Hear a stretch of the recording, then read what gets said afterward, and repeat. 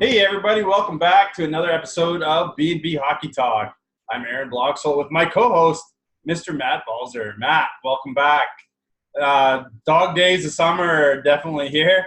Not a lot to talk about, but we have had some trades. We have had some interesting things happening around the NHL and, of course, some more signings as well. But let's jump right into it with the trades, starting with Vegas and New Jersey. And New Jersey continues to make changes. Yeah, so you want to talk about one of the big winners of this offseason. You gotta go with the New Jersey Devils as they acquired Nikita Gusev from the Vegas Golden Knights for a 2020 third-round pick and a 2021 second-round draft pick. New Jersey went on to sign Gusev to a 2-year, $9 million deal with a $4.5 million cap hit. Gusev's basically been one of he's 27 years old and hasn't played an NHL game yet, but he's been one of the best KHL players over the past few years. Last year, he had 82 points in 62 games, including another 19 points in 18 playoff games. So it is a little bit of a risk reward, but he could be the next Panarin. Like, I don't think he'll be on the Panarin level, but I wouldn't be surprised if he gets around 60 points next year. And especially injecting that into the Devils' top six, you got to be pretty happy with that. I'm curious to see. Obviously, he's never played in the NHL. I'm curious to see how he plays and what he does.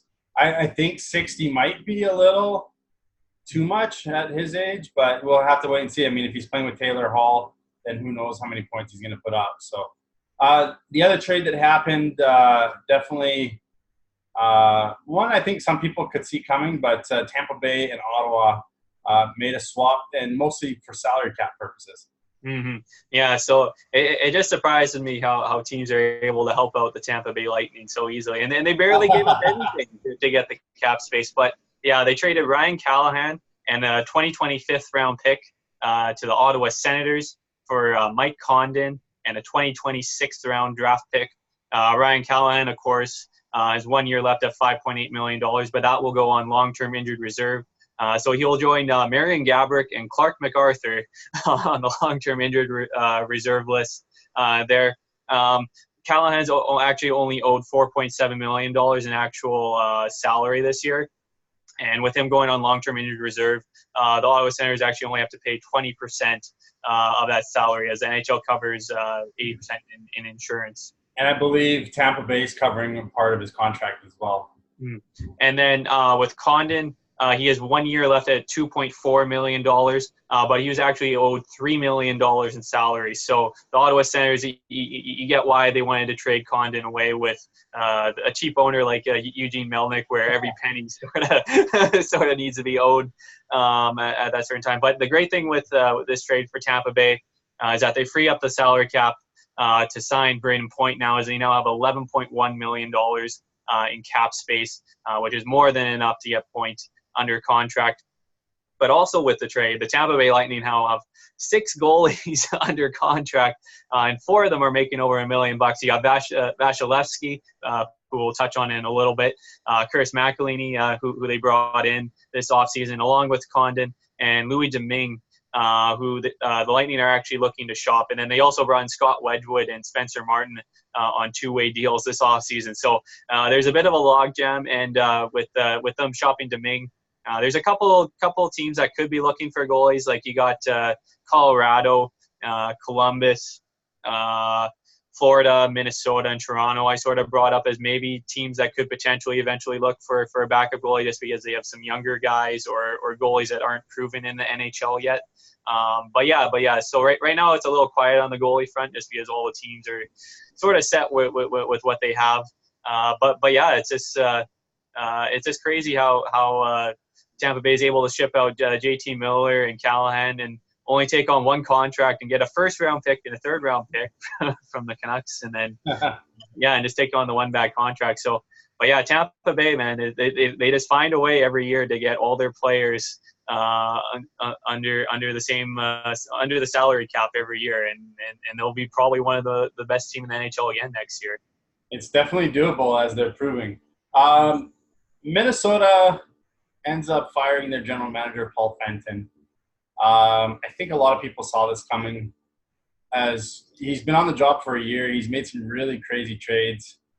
trading Niederreiter, and a lot of these other guys like Charlie Coyle and Michael Granlund. And trying to ship Jason Zucker. Mm. With some of the Minnesota players questioning the direction of this team, do you think this is the right move for Minnesota? And who are the potential replacements for him? Yeah. So I thought it was the right move. It's like just a little shocked that they actually just went for it right away, because usually GMs don't get fired after 1 year. I can't even remember the last GM that just lasted that little time. But yeah, with that, like, yeah. So like, it wasn't just the players, because I think the Wild's owner Craig Leopold, he put some blame on himself, and also just hearing all sort of like the low morale throughout management and with the players. A couple of players that had sort of come out was like Zach Parise, who's 35, and he sort of like he doesn't want to go through a rebuild at his age. He wants to go for the cup. And Jared Spurgeon is another guy who only has 1 year left on his contract. Wanted to know Fenton's vision before signing an extension. And Spurgeon's a guy that the Wild cannot allow to walk away in the off season. And to throw on top of all that, you still got Karel Kaprizov, who's also in the KHL. His deal comes to an end on April 30th this coming season, and you got to wonder what he's thinking. They've gone through a couple of general managers now since he's been over in Russia, and bringing him over will be huge for the Wild, just because a lot of their aging core. Or a lot of their star players are all aging, and then they brought in Matt Zuccarello also this offseason, which he's a good player, but it just didn't really make sense with the direction the Wild should be going. Because like I like them bringing in Ryan Donato. I think he'll be a good player. Kevin Fiala wasn't exactly a great fit, but he's still a young guy. But yeah, that Niederreiter for Victor Rask. Like you got to scratch your head and just be like, oh boy. But yeah. Charlie Coyle was all that was left of the Brett Burns trade. So yeah, and just imagine if they actually did trade Jason Zucker to at the trade deadline to either Calgary or I saw even Boston, and then you had was the one. I think they really wanted Kessel.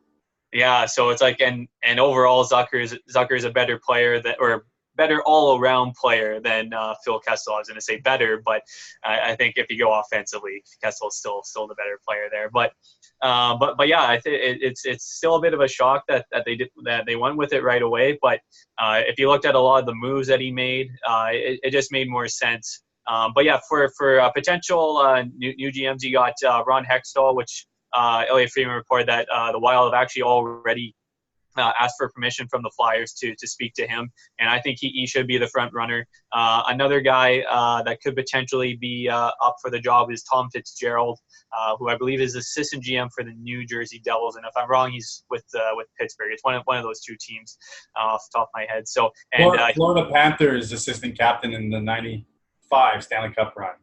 There we go. But yeah. Apparently he was up for the job before Fenton got hired. But yeah, it's just it's sort of crazy. I think you got maybe like less than a month and a half before training camp and all that kicks in. So the Wild will have to move quickly here to get a new GM before the start of the season. Yeah, we talked about Vasilevsky on the Lightning. He got a hefty contract salary raise. And there's several other guys that have been extended. Why don't we touch on those? Of course, RFAs, not a lot happening there yet because a lot of people are still waiting to see what Mitch Marner does. And if Mitch Marner sits out the start of the season, I wonder how many NHL players are going to be sitting out around the league. It's going to be very weird and interesting to watch. Well, it's just unbelievable how many guys. Like, you still got Besser, Tkachuk, Laine, Connor, Rontanen. You brought up Marner, McAvoy, Werenski. That like there's just so many guys that just haven't. But yeah, That's just off the top of your head. Yeah, it's just there's still a few more out there on top of that. But yeah, it's just crazy that we're getting to August and these guys still haven't signed any long-term deals with their current teams. But yeah, getting to the signings, Andrei Vasilevsky, he's the big one. 8 years, $76 million. It's a $9.5 million cap hit. That will start not this season, but next season. He still has 1 year remaining on his current deal at a $3.5 million cap hit. The deal will make him the third highest paid goalie, only behind Carey Price and Sergei Bobrovsky. Last year, he won his first Vezina Trophy. He went 39-10-4 with a .925 save percentage and 6 shutouts. But of course, he did struggle there in the playoffs. But with the team that Tampa Bay has, I think they'll be able to bounce back and learn from that experience heading into next season. The next big long-term contract was actually from today. Samuel Girard with Colorado got a 7-year, $35 million extension with a $5 million cap hit. That will also count not this season, but next season as he's coming off his entry-level deal. Colorado, but it's like you want to talk about a young defensive core. Like you got Girard, Cale Makar, Bowen Byram, Connor Timmins, Nikita Zadorov, just to name a few. So Colorado, man, it's like maybe in a couple of years they could be a good rival to Nashville for a top D core in the NHL. Moving on from that, the Calgary Flames re-signed David Riddick to a 2-year, $5.5 million deal with a $2.75 million cap hit. He had a really good first full season in the NHL, went 27-9-5, but of course he lost out the starting job in the playoffs to Mike Smith, but he'll be battling out with Cam Talbot for the starter's job this season. Also, the New York Rangers re-signed Pavel Buchnevich to a 2-year deal with a $3.25 million cap hit. Buchnevich had 21 goals, 38 points last year in 64 games, and he could be a potential fit on that top line with Artemi Panarin and Mika Zibanejad if as long as they don't have put Capo Caco on that line instead. But yeah, he should be in their top 6. Also, the New Jersey Devils re-signed Will Butcher to a 3-year, $11.2 million deal with a $3.73 million cap hit. He had 30 points last year in 78 games in his second full season.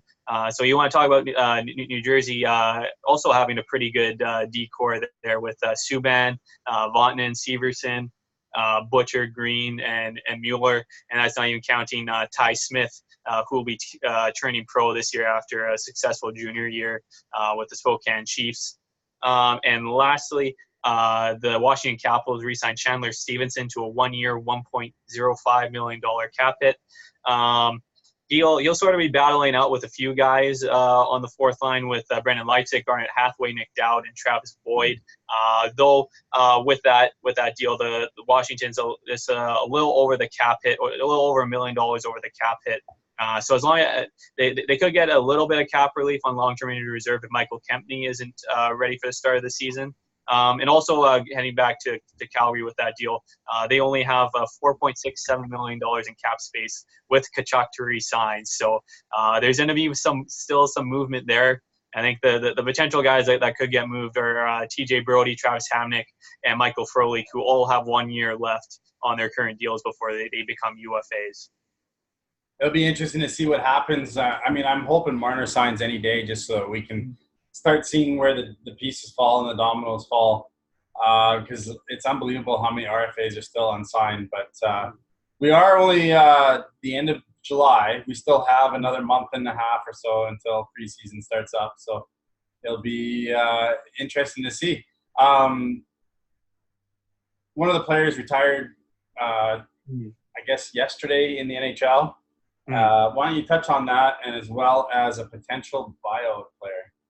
Yeah, so Chris Kunitz at 39 years old, retired after 15 seasons in the NHL, split between the Anaheim Ducks, a little stint with the Atlanta Thrashers, the Pittsburgh Penguins, Tampa Bay Lightning, and Chicago Blackhawks. He won 4 Stanley Cups, which is just unheard of. One with the Anaheim Ducks in 2007.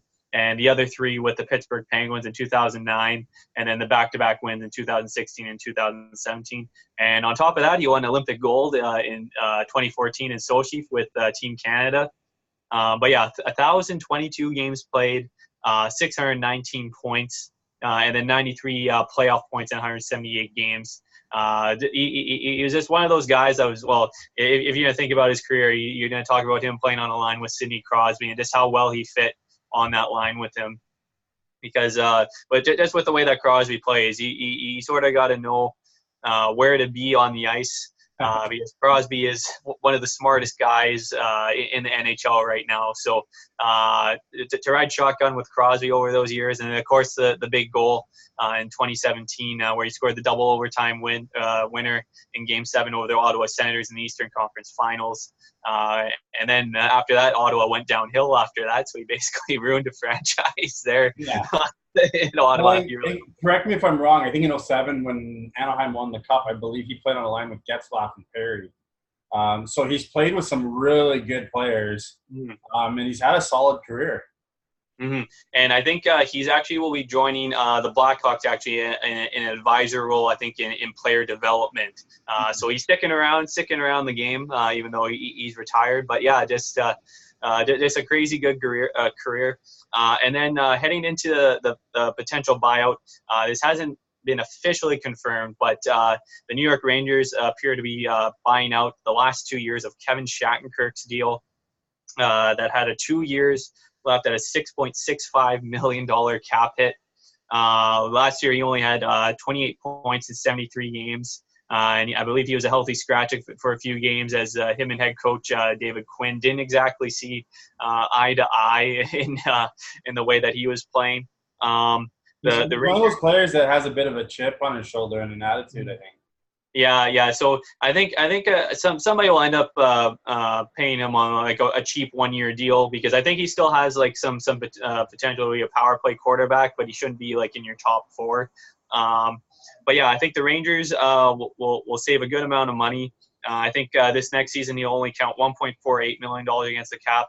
The second year will be the big one. He'll count over $6 million against the cap. But the last 2 seasons it's back to down to like 1.4 million. So the Rangers will also still have Dan Girardi and Ryan Spooner also on buyouts. So they got a bit of money there. And technically Brad Richards is also on a buyout, but that was part of that exempt buyout that doesn't count against the salary cap. So they got a lot of money to players that are no longer playing with them. But they had to do that just because after that Buchnevich deal, they were over $4 million over the cap hit or the salary cap with Anthony D'Angelo and Brendan Lemieux still to resign. And then if you look at that right side, they brought in Jacob Trouba, and then you have D'Angelo there, and then Adam Fox, who looks to be making his pro career next year, who they got over from Carolina. There wasn't going to be any room on that right side for him. I have a hard time seeing Adam Fox starting in the minors, too. I think he will make the team this year. Mm-hmm. And finally, the Calgary Flames might have a deal for a new arena, and we're going to touch on the new Arizona Coyote ownership as well. Yeah. So the Calgary City Council officially approved the new arena deal. I believe that was $550 million for a new rink that should be up and built in a couple of years. That's what a hockey team costs nowadays. Yeah. It's like looking because how much was the Seattle cost? I think it was $550 as well. Yeah, somewhere around there. Maybe so 6, but I think it was $550. Well, at least it doesn't come close to some of those NFL new stadiums that they're making, because I forget the one in Vegas or whatever with the Oakland Raiders. I think that's going to cost over like $2 billion or something. I saw that. Yeah, it's just absolutely nuts the amount of money that they put in. But yeah, with the Arizona Coyotes, they have a new owner, Alex Morello, who's a billionaire. Took over 95% of the Arizona Coyotes away from Andrew Barroway, who will still own 5%. But with that, Murillo will become the first majority Hispanic owner in NHL history. So congrats to him. And hopefully Arizona, with some of the moves that they've made and with some promise that they showed last season, as long as they can stay healthy, which was the big thing last year, they could make some noise next year. And one final thing for news for the Vancouver Canucks, Chris Higgins joined them in a player development role, sort of taking over from Scott Walker, who actually joined the Coyotes organization this offseason. But yeah, that's about all the news. I'm just glad we're still getting enough big news week to week that we have stuff to talk about. But the big thing is starting tomorrow, I posted this on our Facebook. I think we'll just be doing it during the week. We'll save the weekends, but we will be doing our 31 teams in 31 days, where we will be doing our previews. Last summer, we did videos every day of the week for doing our team previews, but this year we'll just be doing an article form, and then closer to the season, then we'll sort of be doing like a big preview for on our shows for that. So tomorrow, I think we'll still be going in alphabetical order. So tomorrow we should be doing the Anaheim Ducks, and that will be up tomorrow evening. Aaron and I will be having both of our depth charts for both of our depth charts for the Ducks, and then there'll be some other stuff added on the additions and subtractions, the coaching staff, prospects, on and on. We'll sort of figure out what exactly we'll all have on there by the time we're done the first one, but something to look forward to tomorrow, and then we should have the Arizona Coyotes on Friday, and then we'll get to Boston and all that starting next week. Perfect. Well, thank you guys for joining us for today. I hope you're making it through the summer with the lack of hockey that's out there. Although I know there was some free kind of junior tournament stuff going on. I saw Canada got whooped by Finland, I think today. Yeah, 8-3. Yeah, 8-3. But hey, it's good for the prospects to be playing in that, as it's more of a warm up, I think, right now. Summer, a lot of guys are conditioning, they're getting ready for the season.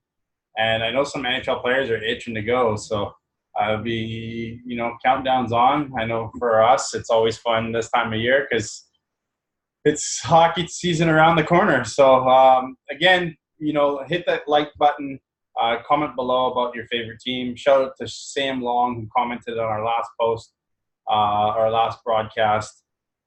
Thank you for your comments. And also hit the like button on YouTube. And we will see you guys all next week. Don't be shy to comment on our depth charts as we add them all throughout the week. So, all right, talk to you soon.